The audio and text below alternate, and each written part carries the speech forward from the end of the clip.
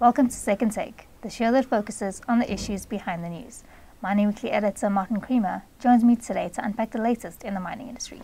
Welcome, Martin. Thanks, Ashley.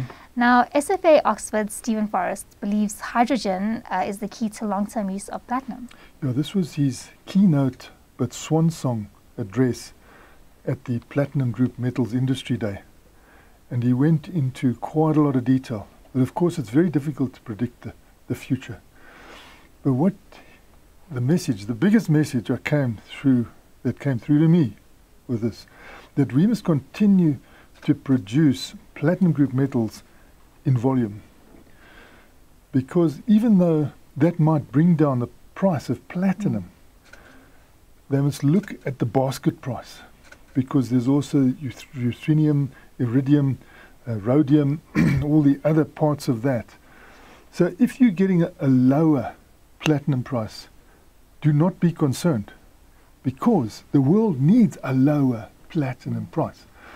In order for them to actually build this hydrogen economy, they're going to need the platinum, they're going to need the iridium, they're going to need the platinum and ruthenium. That's for the electrolyzer first and then the fuel cells.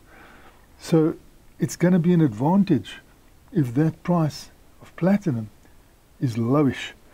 So I'm getting this message: you've got to look at platinum group metals as a whole. Don't separate them out too much. Particularly don't say, gee, that platinum price, we must get it higher. It's not going to be good for South Africa. The other message that came through strongly is that demand is going to be much bigger than supply. We're not going to be able to supply. And there hasn't been enough investment in new resources, in new reserves. So his view of this is that perhaps there can be more from Zimbabwe, in the shallow parts of Zimbabwe. But the big focus in a couple of decades is going to be around what we call the northern limb. You know, that's Mogalakwena mine, where Anglo-American Platinum is, and where other new mines are coming up. That, in Stephen Forrest's view, is going to be the focal point. But the big message that comes along with that in the distance is that by 2050, and it sounds far away, but it's not in these terms, Russia will be the biggest supplier of all platinum group metals. So, you know, major messages here. You know, we know where the other platinum group metals are. Should we be buying back shares? You know, some companies want to buy back shares and all that sort of thing. Should we be paying dividends at this point? Or should we really be plowing everything we can back into this, because all the graphs show a very downward position for supply. And if you have a very downward position for supply, you could have a price spike. You don't want price spikes, because the moment there's a price spike, they say to the scientists, go out there and find something else. Already, you know, you've got the alkaline electrolyzer, major competitor there. And, you know, we find that even Anglo-American Platinum, at its new hydrogen producing system, it's going to be an alkaline electrolyzer, which, you know, you just about fall on the floor, because you think these are platinum group metals producers. Surely they would have platinum and iridium in this. No, it's an alkaline. So, wow, you know, there's a question of lowering the cost here. And if you don't, it's going to be a massive loss for South Africa. Now, former President Kgalema Motlanthe says the process to appoint public service managers should be reformed. This is huge. In other words, he's saying, get the best person for all jobs. And we have had the opposite, particularly under state capture. What was happening was people who didn't even know they would ever qualify for something told, go and do this. But the guy will say, well, we don't know how to do it, but we'll tell you. So, of course, they wanted to tell this guy and this whoever was appointed what to do. That was a great position.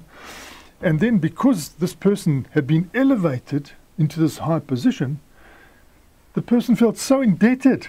He would dance to the state capture tune. Now, even the system that we've got, you know, Kgalema Motlanthe is saying it's not good enough. Because, you know, you get a group of people coming around from the various ministries that are involved, say if they're looking for a new director general, and they're busy and they looking around and saying, okay, well, this guy, look at the paper here, you know, he looks good. But he's saying paper doesn't mean anything. So what he's saying is the Public Service Commission must be tasked with this job. Bring experts in to actually do the interview and to make the recommendation. Then you get the best person. You know, in South Africa, I think we give more due diligence to selecting new coaches for a soccer team. You know, we're so concerned, who's this coach going to be? And they always try and go for the best person for the job. They don't care about anything else, the best person for the job. Soccer clubs do more due diligence than we've been doing in bringing, you know, top people into public service management. Kgalema Motlanthe is saying that's got to change. You've got to reform it, because the only way to get the best talent and the best person for the job is to bring in people who know what the job is all about. And don't just get confused by paper and qualifications. Interview this guy, find out, you know, what's going to happen. So this could be a major game changer if they follow this.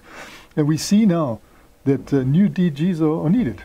We had this, and that's another thing that Kgalema Motlanthe pointed up. He said, when you do appoint these people properly, they stay. He said, where's the example? Science and technology. Because you couldn't just put anyone in there. You had to really establish what this guy was capable of. He says, look at the longevity. Those people serve. They don't leave next week. Now, we've got a guy leaving the Treasury. You know, at this crucial time, you know, a DG is leaving Treasury. Now we hear from other reports, although it hasn't been confirmed, that Advocate Thabo Mokoena of the Department of Mineral Resources and Energy is quitting the end of the month. So these are two crucial appointments. How are they going to do them? They're going to rush into them and just grab anyone, stick them in? You know, we're going to run into trouble again. You've got to get the best person for the job. I don't care whether they come from the moon. Get him. Lastly, Martin, Castillo Copper sees copper potential in Zambia with its latest survey. Look at Zambia. You know, this fella HH, who's the new president, he is attracting a lot of attention. Why? Because these people say, we've been through nationalization. You know, you can own all the assets, but if you've got no money to develop them, how does that help you? Everything just stays in the ground. We know that we must enable the private sector, you know, and then watch them set their rules, but enable them to do it because they've got the funds.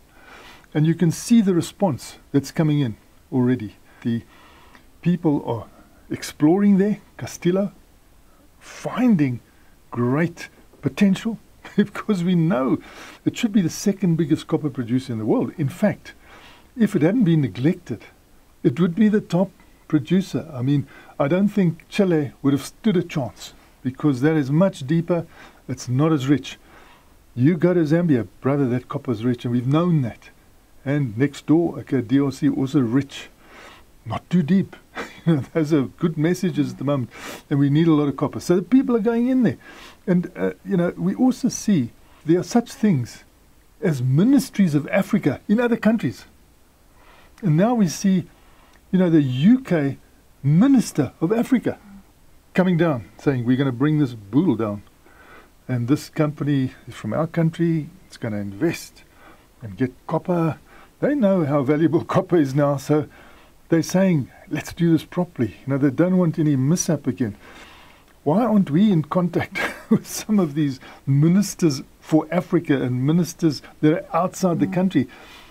And shouldn't we be doing some smart tape, as they say, instead of the red tape, to get these people in? Because we are needing this in our platinum group metals side, we're needing it in the copper side. I mean, we used to have copper developed here in the Northern Cape. I went to Copperton. By the time I got there, I mean, all I saw was a museum, which shouldn't be the case, because we can see Orion has gone in there and said, hey guys, we're flying over here, we're finding a whole lot of stuff. Someone else just went along to a dump, a tailings dump, you know, in the Northern Cape. Said, but what's in here? Well, we don't know. When was this developed? Oh, 100 years ago. Okay, do some tests. Wow! The copper in there paid for the whole operation in the first month. You know, that's the sort of thing that we're missing out on. So who are the investors there? Always Canada, Australia, never South Africa. I see that there's a new development in the JSE at the moment for private capital. That might be a way in, so I hope it works. Thanks for speaking with us, Martin. It's a great pleasure, Sashni. That's it for today. Join us again next week for more news analysis on the local and global mining industries. And don't forget to listen to the audio version of our Mining Weekly daily email newsletter.